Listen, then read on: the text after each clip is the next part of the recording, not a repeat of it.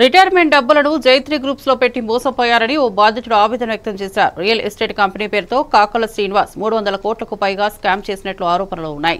ఎన్నిసార్లు ఫిర్యాదు చేసినా పోలీసులు పట్టించుకోలేదంటూ బాధితులు ఆగ్రహం వ్యక్తం చేస్తున్నారు.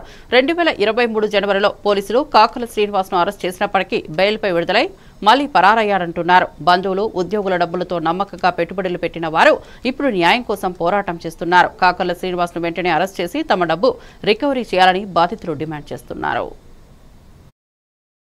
100% అని చెప్పి వాళ్ళు చేసి ఎంఓయూ చేసి వాళ్ళు డబ్బులు మోసం చేసి దాదాపు వాళ్ళు 300 కోట్ల దాకా 250 మంది పైన ఇన్వెస్టర్స్ ని మోసం చేసి వాళ్ళు తప్పించు తిరుగుతున్నారు. వాళ్ళని కేపీహెచ్బి పోలీసులు 25/1/23 అరెస్ట్ చేశారు. మళ్ళా 12/4/23 బయటకు వచ్చి మళ్ళీ అప్పటి నుంచి NBW అతని మీద ఉంది, నాన్ బెయిలబుల్ వారెంట్. తప్పించు తిరుగుతున్నాడు అతను. కేపీహెచ్బి పోలీస్ స్టేషన్ ని ఎన్నోసార్లు మేము వెళ్ళి బాబు ఇది సంగతి మాకు న్యాయం చేయండి అంటే కనీసం వాళ్ళు ఎఫ్ఐఆర్ తీసుకోకుండా మళ్ళీ తిప్పుతున్నారు. నేను చిన్న కుర్రాన్ని కాదు, నేను 63 ఏళ్ల వయసు వాడు నేను.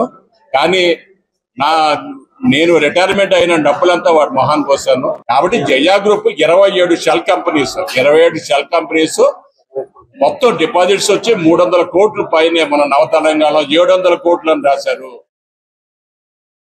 నేను జయా గ్రూప్ లో డబ్బులు ఫ్లాట్ కోసం ఇన్వెస్ట్ చేసి నేను మోసపోయాను.